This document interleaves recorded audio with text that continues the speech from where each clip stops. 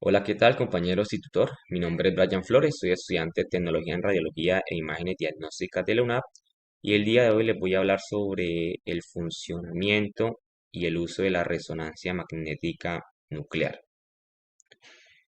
Para iniciar, entonces tenemos que la resonancia magnética es una técnica que utiliza las propiedades magnéticas de los átomos que conforman la materia, especialmente los átomos de hidrógeno, y estos son sometidos a un campo magnético y son excitados por medio de ondas de radio y las señales que emiten los átomos al relajarse son percibidas por una antena receptora y posteriormente se convierten en imágenes por medio de un computador. Para entender la resonancia magnética, pues tenemos que también entender las propiedades fundamentales de los átomos. Entonces, encontramos que los átomos están conformados por tres partículas elementales, que en su núcleo encontramos el neutrón, que no tiene carga, el protón carga positiva y los electrones con carga negativa que orbitan este núcleo. Entonces, como sabemos que los átomos tienen masa y tienen carga que está en movimiento, eso los hace comportarse como pequeños magnetos, como pequeños imanes. Dentro de la historia de la resonancia magnética, tenemos que también recordar acá a Nicolás Tesla, que fue uno de los pioneros en hacer estudio e investigaciones en cuanto al magnetismo. Eh, Wolfgang Pauli fue un científico donde realizó notables estudios en cuanto a la estructura atómica y en el año 1924 descubre y propone que los elementos, que los átomos tienen una nueva propiedad, que es la propiedad de spin. La propiedad del spin lo que me dice es que los átomos o el núcleo atómico giran sobre su propio eje, pero también hacen un movimiento de precesión que gira sobre un punto en forma circular. Acá como podemos ver en la imagen, pues esto es un átomo. Podemos ver el movimiento de spin y el movimiento de precesión. Movimiento de spin que gira sobre su propio eje y el movimiento de precesión que gira sobre su propio eje pero en forma circular, lo que hace que los átomos se comporten como pequeños trompos. Esa es como la semejanza más parecida al funcionamiento o al movimiento que hace los átomos. Y ese movimiento de spin, ese movimiento lo hacen aleatoriamente hacia todas direcciones. Ese fue el aporte que hizo Wolfgang Pauli y él fue el que nos propuso el cuarto número cuántico, que es el movimiento de spin. Posteriormente, Isidoro Robbins, en 1938, realiza un experimento con núcleos atómicos donde él quería demostrar y quería comprobar el momento magnético de los núcleos atómicos y pues que lo pudo conseguir con gran éxito. Posteriormente, años después, recibe el Premio Nobel de Física por su descubrimiento. Seguido posteriormente, en 1946, Felix Bloch y Edward Purcell realizan este mismo experimento de resonancia de núcleos atómicos y lo realizan en laboratorios separados. Uno lo realiza con parafina y el otro lo realiza con agua. Y sus resultados fueron exitosos, demostrando que la resonancia de núcleos atómicos también se puede ver y se puede estudiar en diferentes materias y en diferente estado, ya sea gaseoso, ya sea condensado o ya sea en materiales sólidos. También recibieron y compartieron el Premio Nobel de Física, pues por su investigación. Eh, el resonador magnético como tal, el primer resonador magnético fue creado en el año de 1972 por Damadian. Él realiza experimentos principalmente con roedores, con animales, y logra pues detectar tumores que tenían ellos en el cuerpo y posteriormente pues se dieron de cuenta que este nuevo descubrimiento también se podía aplicar a la medicina. Posteriormente pues se fue desarrollando el resonador magnético y a continuación pues les presento una imagen de un resonador magnético con sus principales partes. Entonces dentro de sus partes, una de las partes más importantes que tiene el resonador magnético es el imán. También las bobinas de gradientes, que las bobinas de gradientes lo que hacen es que me aumentan o me cambian esa resonancia magnética, el magnetismo lo cambia. Las bobinas de radiofrecuencia son las que me están enviando pulsaciones seguidas de radiofrecuencia para excitar los átomos. Eh, la camilla es donde pues, se acuesta el paciente y esta camilla tiene movimientos en forma horizontal y en forma vertical. Y también tenemos las antenas receptoras, que pues en la imagen no están, pero estas son las que reciben la señal de los átomos, del eco, de las vibraciones de los átomos. Y estas señales pues posteriormente son recibidas por las antenas, son procesadas y convertidas en imágenes en la pantalla. Fuera del cuarto de donde se encuentra el resonador magnético, pues está la consola de control, que es donde está el tecnólogo en radiología realizando los diferentes estudios. Pero, ¿cómo funciona la resonancia magnética? ¿Cómo se obtiene la imagen? Entonces, recordemos que ya había dicho que los átomos se comportan como pequeños magnetos y estos están girando en todas direcciones. Al someter, cuando metemos un paciente en un resonador magnético, lo sometemos a un campo magnético mayor, haciendo que los átomos se alineen con el imán del resonador magnético. Estos se me alinean de forma paralela y antiparalelos. Posteriormente a eso, se le envía al paciente ondas de radiofrecuencia, con lo cual se me van a excitar los átomos de hidrógeno y esa excitación por ondas de radiofrecuencia hace que los átomos se me desplacen. Cuando se deja de enviar la señal de radiofrecuencia, los átomos de hidrógeno se relajan y van a buscar alinearse nuevamente con el eje del imán del resonador magnético. Cuando los átomos se relajan, liberan la energía. Acuérdense que cuando un átomo se excita es porque recibe energía. Cuando se relaja, devuelve esta energía al medio y estas señales que emiten los átomos son percibidas por las antenas y posteriormente son procesadas y convertidas en imágenes. Básicamente, ese es el funcionamiento de un resonador magnético. Las bobinas de gradiente lo que hace es esto, es que me cambia, digamos, como que la magnitud de la señal de radiofrecuencia. Actualmente en el mercado pues existen diferentes tipos y marcas de resonadores magnéticos, pero básicamente su función es la misma. Tenemos resonadores de campo cerrado, como lo podemos ver en la imagen, que es un tubo donde ingresa el paciente, y tenemos resonadores de campo abierto, que estos resonadores más que todo se utilizan para pacientes que no caben dentro del tubo o pacientes que también son claustrofóbicos. También tenemos dos tipos de imanes, los imanes que son fijos, que son como los imanes que conocemos nosotros normalmente, y pues que para el resonador magnético se necesita un imán demasiado grande, prácticamente bastante grande, de bastante tamaño. Y también tenemos los electroimanes, que esto se utiliza, es una corriente eléctrica para poder generar el campo magnético. También recordemos que el magnetismo es la propiedad que tiene un elemento de atraer o de repeler otros elementos como tal. ¿Cuáles son las ventajas de un resonador magnético o de esta técnica de resonancia magnética? Las ventajas es que se puede estudiar cualquier parte del cuerpo, cualquier estructura anatómica del cuerpo y ya no es necesario recurrir a una cirugía exploratoria para estudiar un órgano, ¿sí? Antiguamente, cuando no existían las técnicas por imágenes, si se quería saber qué era lo que tenía un paciente en algún órgano o en alguna parte del cuerpo, se tenía que someter a una cirugía exploratoria, ¿cierto? Aumentando pues el costo del tratamiento y pues en parte también poniendo en riesgo la vida de los pacientes. Con el resonador magnético, pues esto cambió. El resonador magnético fue como el boom de la medicina, porque pues ya no se tiene que someter a un paciente a una cirugía para explorar su cuerpo, su anatomía.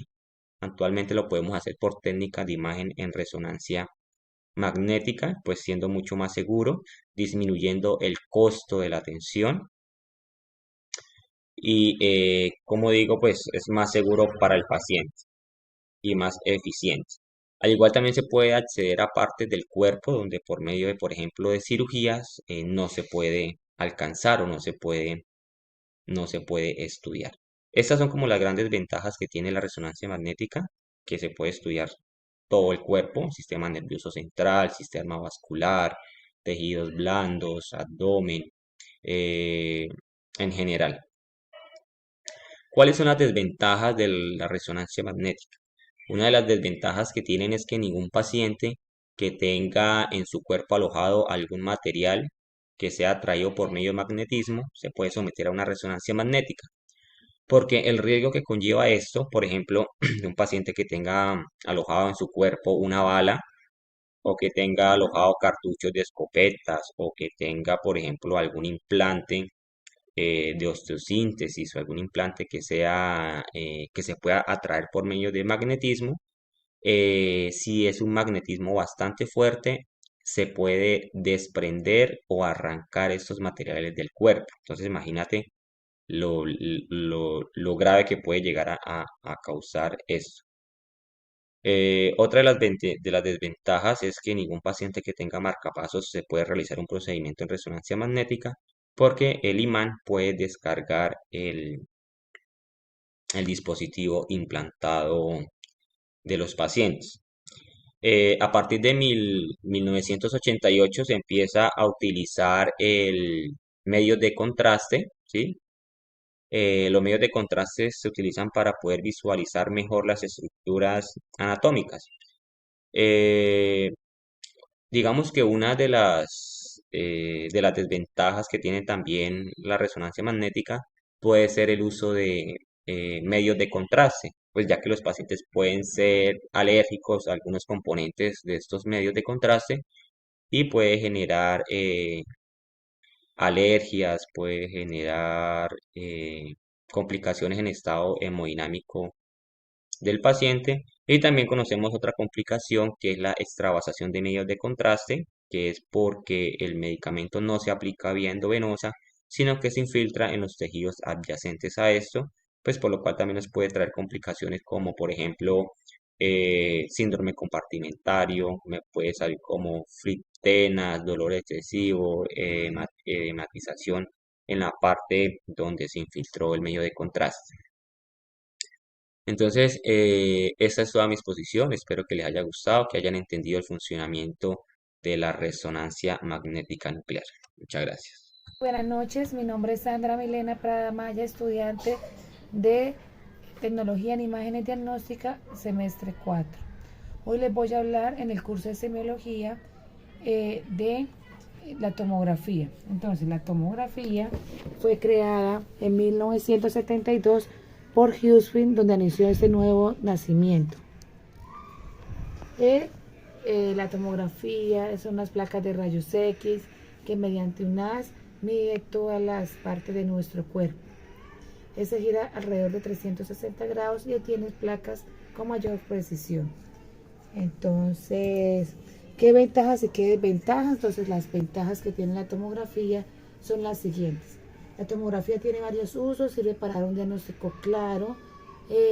Otra ventaja es tiene menor contacto, o sea, menor contacto que la resonancia. También otra de las ventajas es que es muy rápido, es un estudio a 5 o 4 minutos y también sirve para diagnosticar enfermedades de nuestro cuerpo porque tiene su capacidad de ver tejidos blandos, vasos sanguíneos al mismo tiempo. ¿Qué desventajas?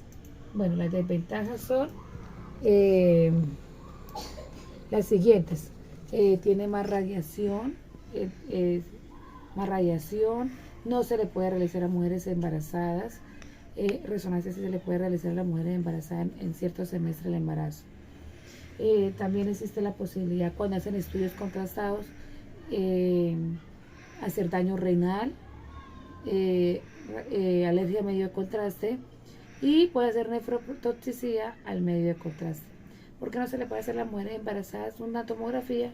Porque hace un efecto al bebé de malformación en ciertas semanas. Bueno, entonces el TAC es menos sensible. Una de las ventajas es que el TAC es menos sensible que la resonancia. Acá voy a mostrar cómo es un equipo de tomografía. Entonces acá se ve claramente cómo es el equipo y en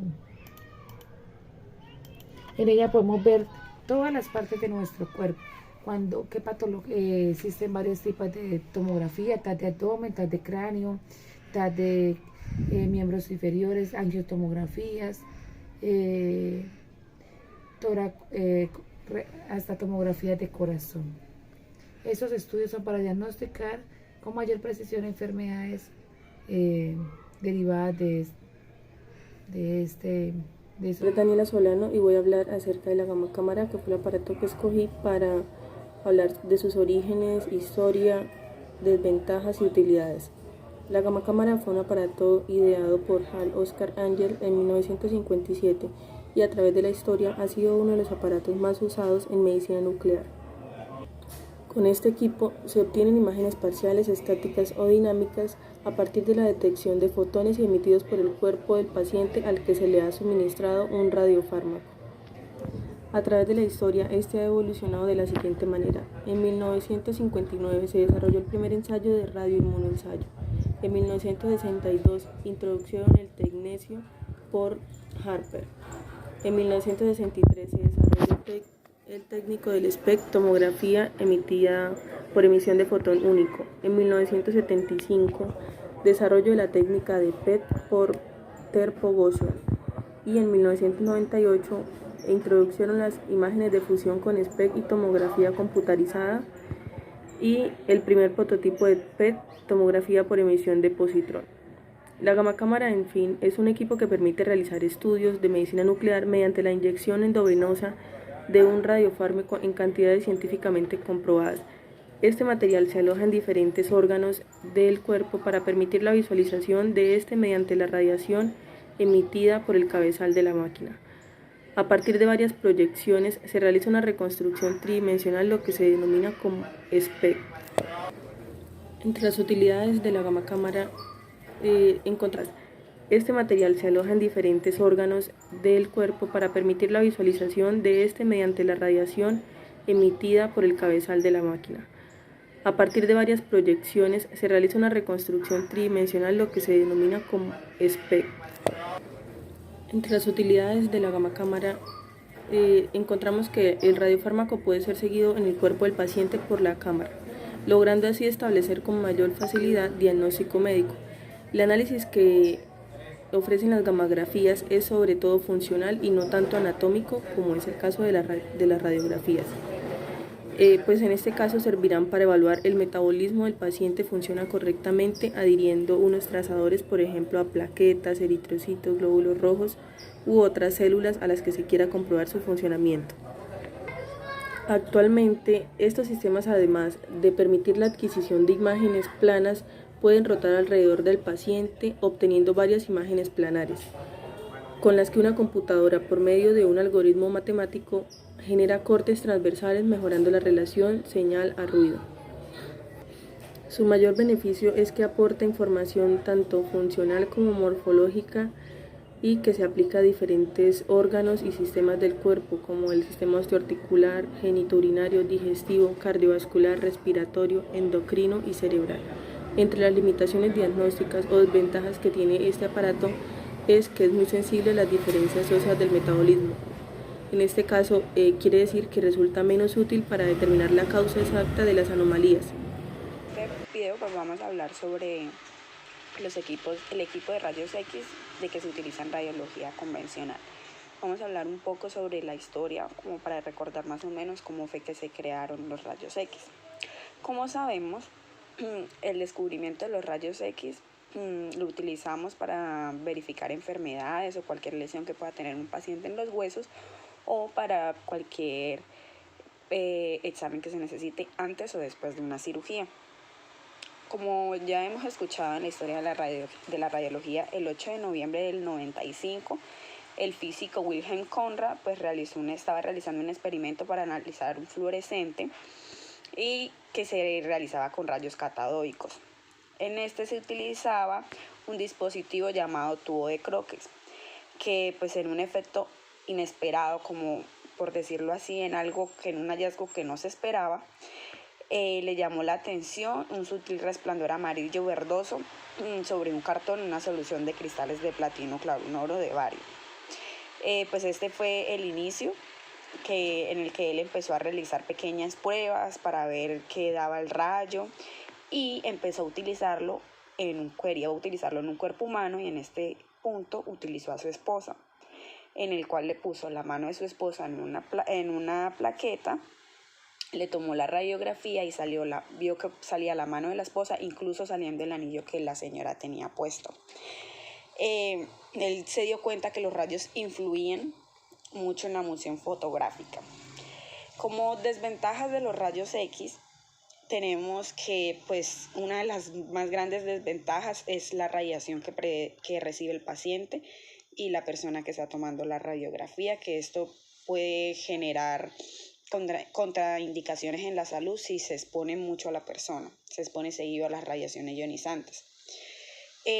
Como beneficios que podemos tener pueden ser muchos, como ya dije, detectar enfermedades, lesiones en los huesos, alergias, por ejemplo. En ventajas, una de la radiografía convencional pues tiene varios usos, especialmente pues examinar de una manera rápida y poderle dar un análisis más profundo al paciente. La radiografía se puede utilizar y visualizar en casi todas las partes del cuerpo y diagnosticar lesiones, así como planificar tratamientos de cualquier tipo de enfermedades. Pueden ser cardíacas, respiratorias, cualquier tipo de enfermedad se puede solucionar con una radiografía. Pueden ser cardíacas, respiratorias, cualquier tipo de enfermedad se puede solucionar con una radiografía. Y como algunos de los medios de seguridad puede ser la reducción de dosis de exposición. Antes, para ver las radiografías las trataban con un químico, ahora con los nuevos aparatos tecnológicos ya no se necesita eso, porque ya son portátiles y son digitales, que tienen un buen almacenamiento y tratan la imagen de una buena manera.